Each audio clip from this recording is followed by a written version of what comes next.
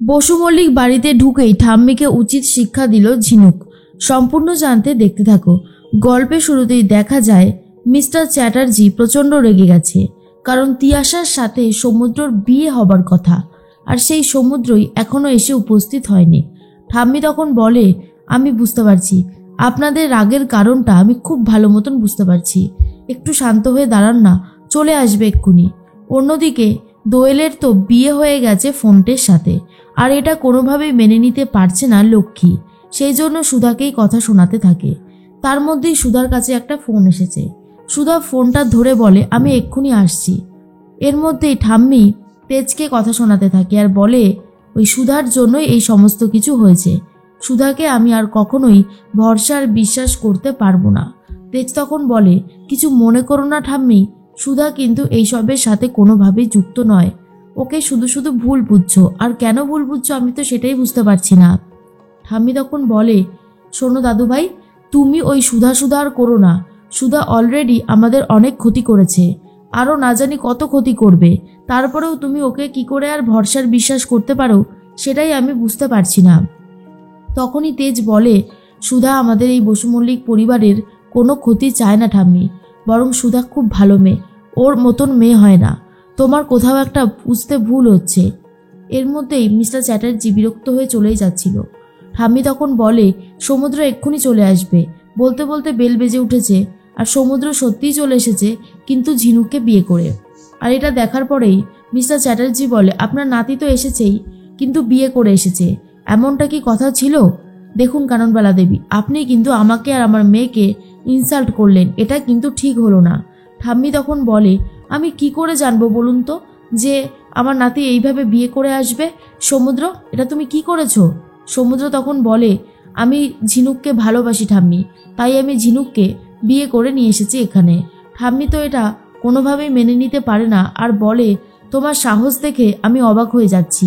তুমি কি করে এত বড় অন্যায়টা করতে পারো? তুমি কি ভুলে গেছো যে তুমি বসু মল্লিক পরিবারের ছেলে? সমুদ্র তখন বলে, না আমি ভুলে যাইনি। এর মধ্যেই তখন ঝিনুক বলে, কিছু মনে করবেন না হিটলার দাদি, আমি কিন্তু সমুদ্রকে ভালোবেসেই বিয়ে করেছি, তাই না সমু? আর এটা শোনার পরেই বিক্রমবাবু বলে, বাবা, ডিরেক্ট সমুদ্র থেকে সমু হয়ে গেল। আমি তো বুঝতেই পারছি না যে কি করে সবটা সম্ভব হলো। এদিকে জ্যোৎস্নার মা সবাই খুব খুশি হয়ে গেছে। তখনই জ্যোৎস্নার মা বলে, মেজো, তোর এই বৌমাকে কিন্তু আমার ভারী পছন্দ হয়েছে। ও আসতে না আসতেই মায়ের মুখের ওপরে উচিত কথা শোনাতে শুরু করে দিয়েছে। এর মধ্যেই সুধা বলে, ঝিনুক তুই এটা কি করেছিস? বিশ্বাস করুন মিস্টার বসু মল্লিক, আমি কিন্তু এসব কিছুই জানতাম না। তখন সমুদ্র বলে, বৌদি, তুমি জানবেই বা কি করে? তোমাকে তো আমরা কিছুই বলিনি। হ্যাঁ, এটা সত্যি কথা যে আমি ঝিনুককে ভালোবাসি, তাই আমি বিয়ে করেছি ঝিনুককে। তখনই মিস্টার চ্যাটার্জি বলে, এটা একদম ঠিক হলো না। এরকমভাবে কেউ কাউকে অপমান করে? তিয়াশা তখন বলে, কিছু মনে করবেন না ঠাম্মি, আপনি আপনার শাসনের জন্য বাড়ির প্রত্যেকটা সদস্যকে একেবারে কোণঠাসা করে রেখেছেন। এই দিনটা একদিন আপনাকে দেখতেই হতো। কেউ না কেউ তো এই শাসন বাধা উপেক্ষা করে এগিয়ে আসবে। আপনি কিন্তু এই শাসনটা করে খুব ভুলই করেছেন। দয়া করে এই শাসনটা আর করতে যাবেন না। এরপরই তিয়াশারা তো চলে যায়। ঠাম্মি তখন বলে, আমি এই বিয়ে কোনোভাবেই মেনে নেব না। তখন ঝিনুক বলে, মেনে নেব না বললে তো আর হবে না, বিয়েটা আমাদের হয়ে গেছে, আর হিসাব মতন আমি এখন বসু মল্লিক পরিবারের বউ। নিন, এবারে আমাকে বরণ করে ঘরে ঢোকান। ঠাম্মি তখন বলে, বরণ? কাকে বরণ করব? তোমাকে আমি কুলোর বাতাস দিয়ে এই বাড়ি থেকে বিদায় করব। এর মধ্যেই দাদু এসে বলে, কানন, তুমি কিন্তু এই বাড়াবাড়িটা করতে পারো না। সমুদ্র এই বাড়ির ছেলে, ও যখন নিজে বুঝে একটা সিদ্ধান্ত নিয়েছে, তখন তুমি কে ওকে বারণ করার? তুমি কোনোভাবেই এই বিয়েটাকে মানতে পারবে না, এটা বললে হবে না। এই বিয়েটাকে মেনে নিতে হবে। বড় বৌমা, যাও গিয়ে বরণডালা সাজিয়ে নিয়ে এসো। তখনই তেজের মা ঝটপট করে গিয়ে কোনো রকমে একটা বরণডালা সাজিয়ে নিয়ে আসে আর বলে, নে মেজো, তোর বউকে বরণ কর। আর ঠিক তখনই মনে মনে একটা কথাই ঠাম্মি ভাবতে থাকে, আমি থাকতে এই অবিচার হতে দেব না।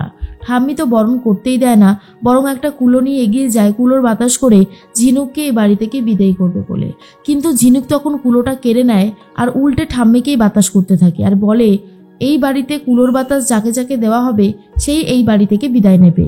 তখন কাননবালা দেবী বলে, তুমি ভুল করছো ঝিনুক, আমি হলাম এই বাড়ির মালকিন, তুমি আমার ক্ষমতা জানো না।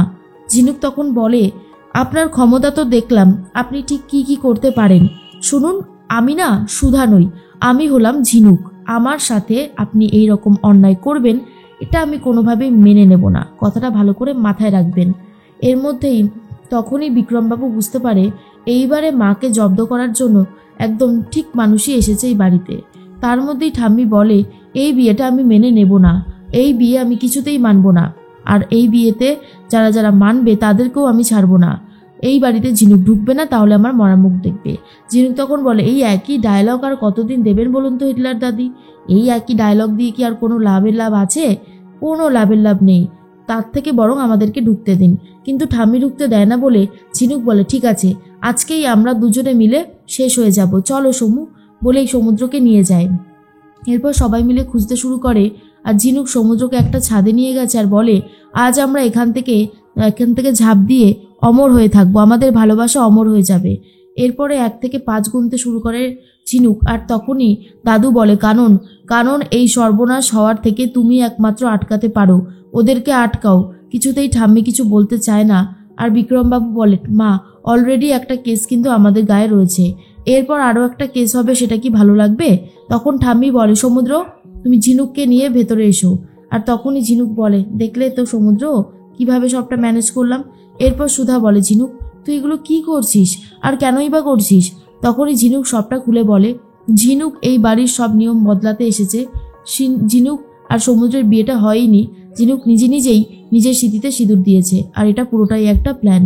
এর মধ্যেই দেখা যায় যে বাড়িতে দোয়েল কোনোভাবেই বেরোতে চায় না, আর বলে, আমি ওই ফোনটাকে মানি না। ফোনটা তখন বলে, মানলে ভালো, আর না মানলে তোমারই গেল। এরপর পাড়া প্রতিবেশী এসে দোয়েলের সাথে ফোনটাকে বার করে দেয় আর বলে, ফোনটে, তুই দোয়েলকে নিয়ে যা, আইনি মতে আর সোশ্যাল মতে তোদের বিয়েটা হয়ে যাবে। তোদের তো অগ্নিসাক্ষী করে বিয়েটা হয়েই গেছে, এবারে রেজিস্ট্রি করে নিবি। এর মধ্যেই দোয়েল যেতে চায় না, দোয়েলকে জোর করে বিদায় করে দেয়। তার মধ্যেই ঝিনুকের কথা জিজ্ঞেস করে সুধার মা, আর তখনই সুধা বলে যে ঝিনুকের বিয়ে হয়ে গেছে সমুদ্রের সাথে। আর এটা শোনার পর লক্ষ্মী বলে, দেখলি তো সুধা, তুই কিভাবে শুধু নিজেরটা বুঝলি, তুই তোর বোনকে বড়লোক ঘরে বিয়ে দিয়ে দিলি, আমার মেয়ের কপালটা পুড়ল।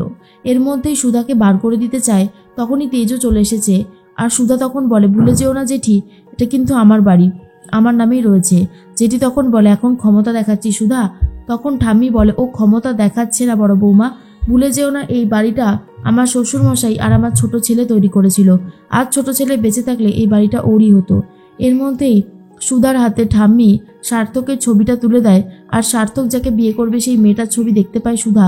আর সেই ছবিটা দেখার পর সুধা বুঝতে পারে যে সে আর এই ব্যাঙ্গালোরে যাবে না, আর এই বিয়েটাতেও সে থাকবে না। তেজ দেখে ভয় পেয়ে যায় যে সুধা কেন এরকম করছে।